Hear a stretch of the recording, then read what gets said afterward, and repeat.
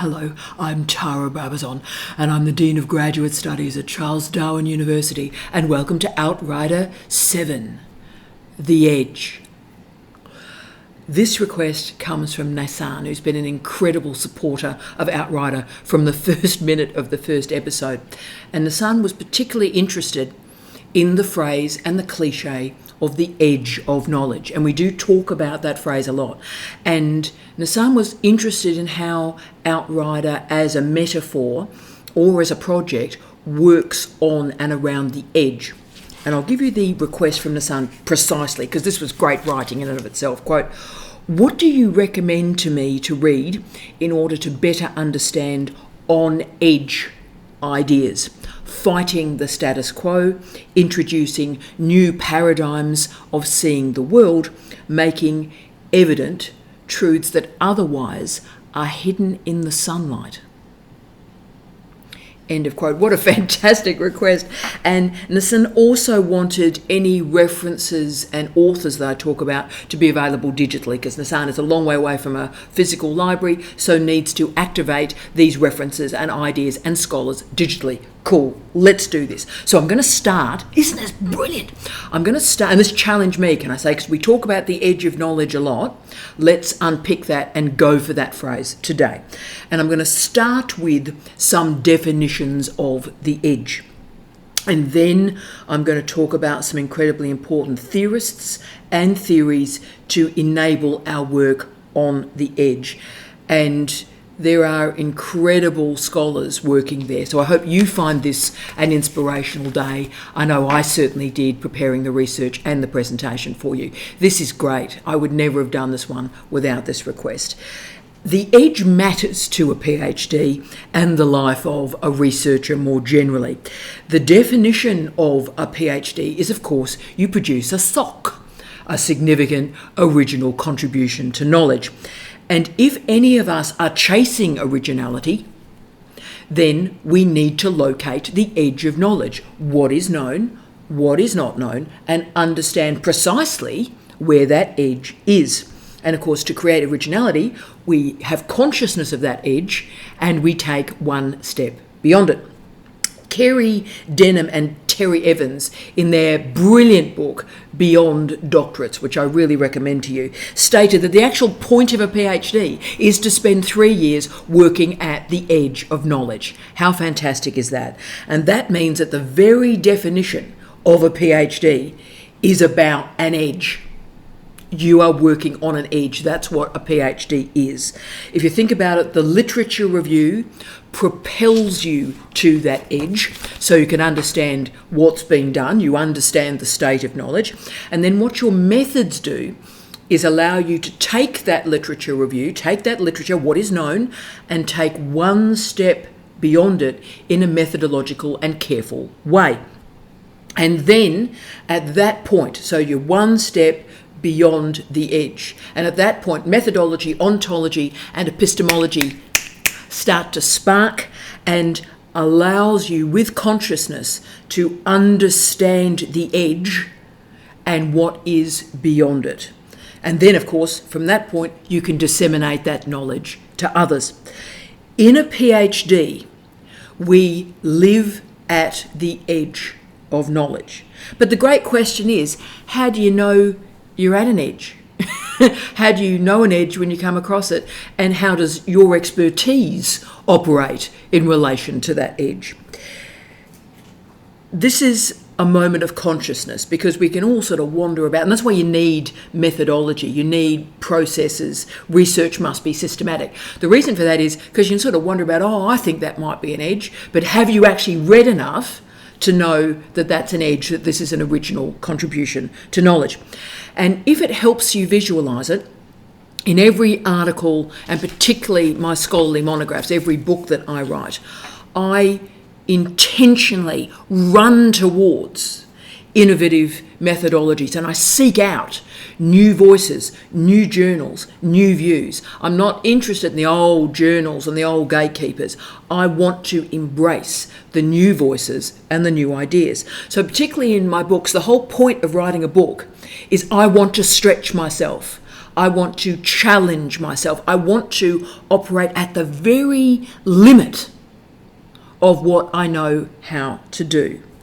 Now, what we do when we challenge ourselves in this way is we also know that time keeps transforming. So what was at one edge at one point of your life suddenly becomes another edge that you continue to improve and move towards new edges. When you know more, you can do more interesting stuff. Cool. And what I love, I think, about books is that they provide a Polaroid, if you will, of your brain at a particular time. So that was the best, that was your edge then. And through your career, you create new edges. Fantastic. The best that we could do at a particular time is enough. It is meaningful. And that's what a PhD is. Remember, I've often described the PhD as the worst research project you'll ever do. I say that for a reason. It's the best you can do now, but this is research training. You're actually going through this process to understand the first edge of knowledge so you can run towards the next one at greater speed. And careers are based on finding an edge and transcending it, but over and over and over again. So how exciting is that? The role of a researcher is to push at the limitations of knowledge, the edge of what we can do, and then discover another edge. The edge is not only a spatial location, it's also a temporal moment. It's a moment in time. It's not only a where, a place, an edge is also a when, a particular time of your life. Research at the edge, living an intellectual life on the edge, is thrilling and it's frightening, but it sort of transforms every day into an adventure. What will we discover today? Exciting stuff. Remember, we're not competing with others. We wish people well with their research. We stay in our own lane and we move towards the edge of our knowledge. As we talked about in the Outrider last week, stay in your lane. Your edge is different from somebody else's. Don't waste a second of your life interested in what other people are doing in their goals. Wish them well on their edge and you work hard on your own. Don't be subverted by the behaviour or attitudes of others, because you are working at your edge, and that's going to be different from your colleague's edge. Reduce the competition, focus on your lane, focus on your edge. So this is an incredibly inspirational way. It's an inspirational life to live this way as a scholar. And there is no doubt that living on the edge is profoundly unstable.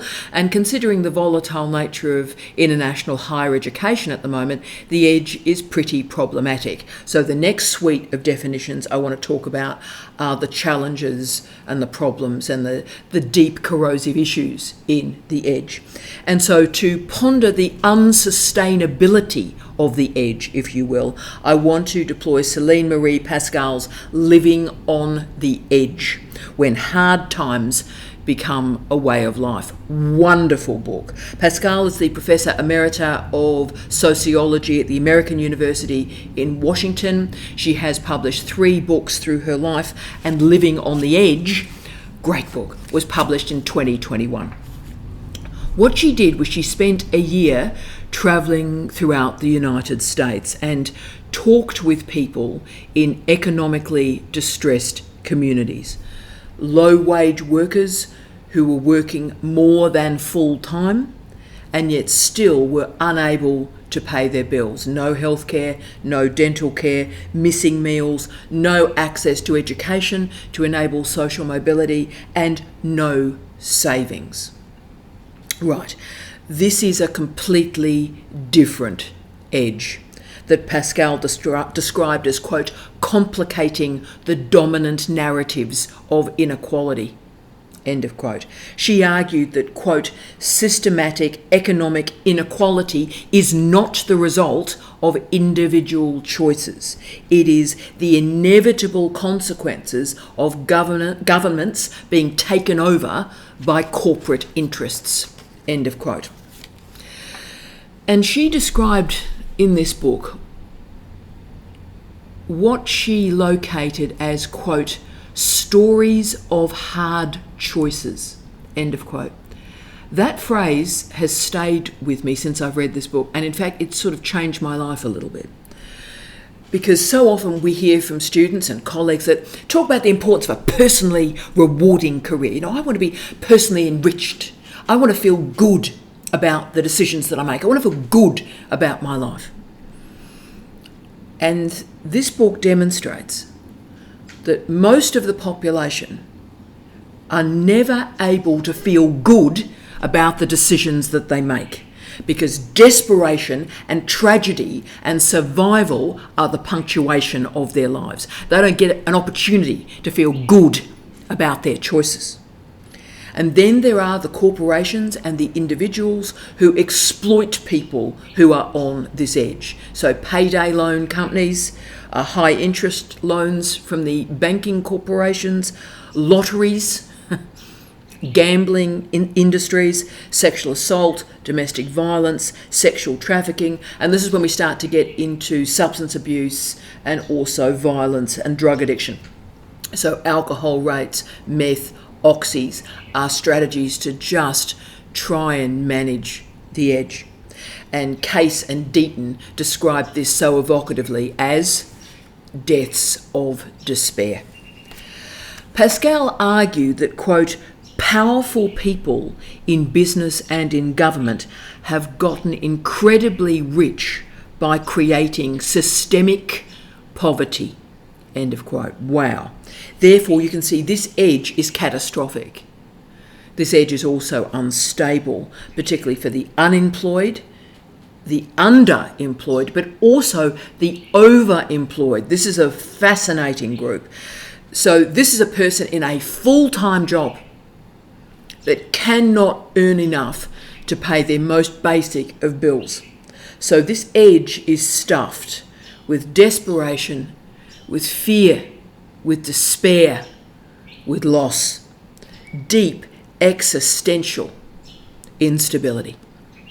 Therefore, we have two very clear definitions of the edge that are in operation here. The first is that expansive, frightening, exhilarating edge that comes from research and testing ourselves and learning new things and expanding knowledge. That's one definition of the edge. But then there is also the edge of despair, caused by the systemic injustices that exist in our society, where the wealthy benefit from the exploitation of the many. So both these definitions are crucial to the work that we do in Outrider, crucial. And if you think about it, they're also crucial to thinking about what a PhD is right now, what it means to live and work in higher education. The next lens I want to summon is from the great Jacques Rancière and his The Edges of Fiction that was published by Polity in 2017. I love this book. Now, Rancière is one of those French theorists so despised by Jordan Peterson and Camille Paglia, which for me, whatever they despise, I would be reading. That would be my reading list, to be frank. And like so many French theorists, Rancière was born in Algeria and taught by and worked with the great late Louis Althusser, but then broke from his great friend and mentor. It was quite a public split, because he argued that Althusser's model of power and resistance and revolution didn't create the space for a spontaneous uprising. And I agree with him on that. That I think is accurate. But he's influenced generations of scholars exploring politics and literature and art. And he's one of those scholars that I radically disagree with most of the time. These scholars are the gifts to us, because the anger and the disagreement and the what's going on here, that is what propels us to our edge. It's the disagreements that actually allow us to transcend and transform. So Rancière's The Edges of Fiction probes the unimaginable. That's the project. I'm going to probe the unimaginable. How we move beyond our everyday experiences. And he looks at the relationship between the known and the unknown, and the role of truth in inverting our expectations. So he describes modern social science as operating at the edge. And at this edge, quote, we share the privilege of error, end of quote. Wow. He offers probably the best definition of the edge that I've read in my career, quote, the quasi-imperceptible boundary between the nothing and the something, end of quote. Brilliant. And that's the nature of research. We spend 95%, 98% of our time doing really boring basic stuff. Literature reviews. Methods. Let's have another chat about mixed methods. Oh, let's do that. That's really exciting. Let's do that. And all of that is really straightforward. People forget literature reviews and methods, straightforward. What questions, how questions. Great. But then, at the quasi-imperceptible boundary between what we know and what we don't know, the bright light of epistemology, ontology and methodology slam together and spark and sparkle. And at that point, the why questions are asked. The why questions are the difficult ones. The why questions move you beyond the edge. The what and the how questions get us to the edge. The why questions, get us over that edge.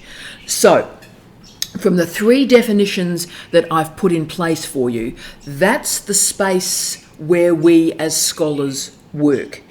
In my fields in particular, I work on the edge between unpopular and popular culture. And what that means is that the pop culture that really shouldn't be pop culture because it's dealing with really unpopular stuff, but for some reason becomes popular.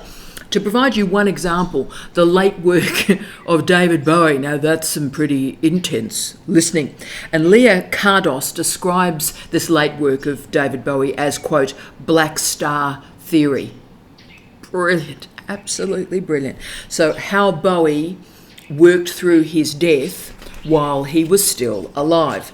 Obviously Black Star, the album, again, magnificent album, but wow, it's hard listening. But that album was released 2 days before he died. 2 days before he died. So his death enabled unpopular culture to become part of popular culture. We also see this type of courage and complexity through the career of the legendary Eve Sedgwick, remarkable scholar, and particularly her 2003 book, Touching Feeling. Amazing book, where she is drawn to, quote, old, brilliant people, end of quote. So the scientists, the artists, the intellectuals in their late style, if I can summon Edward Said. So particularly looking at, wow, the final writings of the legendary Iris Murdoch, writing with Alzheimer's disease. So exploring how, when the brakes are off, when those limitations are off, what does writing look like with and through Alzheimer's? And Iris Murdoch was at that stage of her life writing at the very edge of her ability. But through Alzheimer's, the edge was volatile. The edge was chaotic. The edge was brilliant. So this is living, and this is writing with intensity. It is on the edge.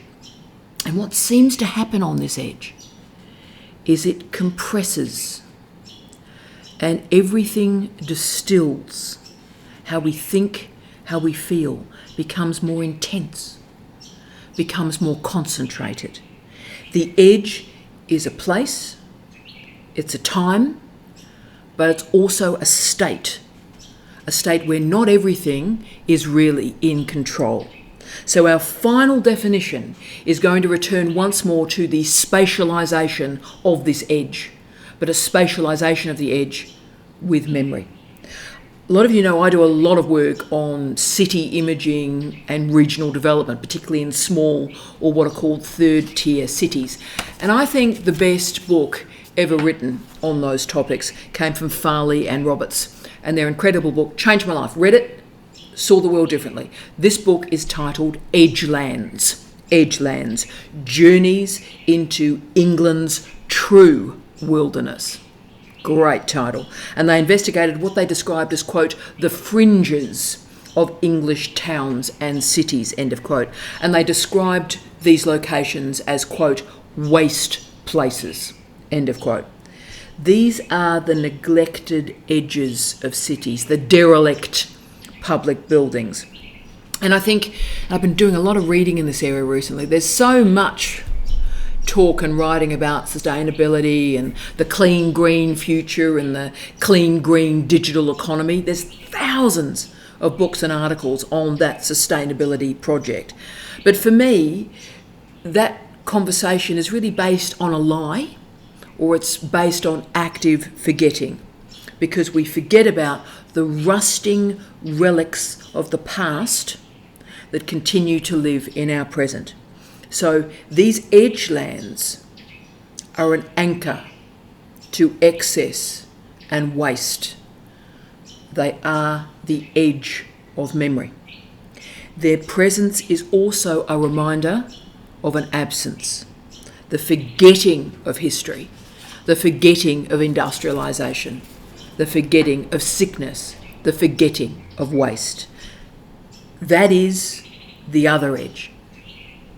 So, when we in a PhD program, when we as researchers talk about the edge of knowledge, you can see the incredible theories and theorists that activate a potent and powerful and amazing edge. This is inspirational, it's frightening, it's confusing, it's chaotic, but isn't that the point of research? Thank you to Nassan for this remarkable suggestion. We continue to walk together as Outriders, and I wish you all love, light, and peace. Tea out.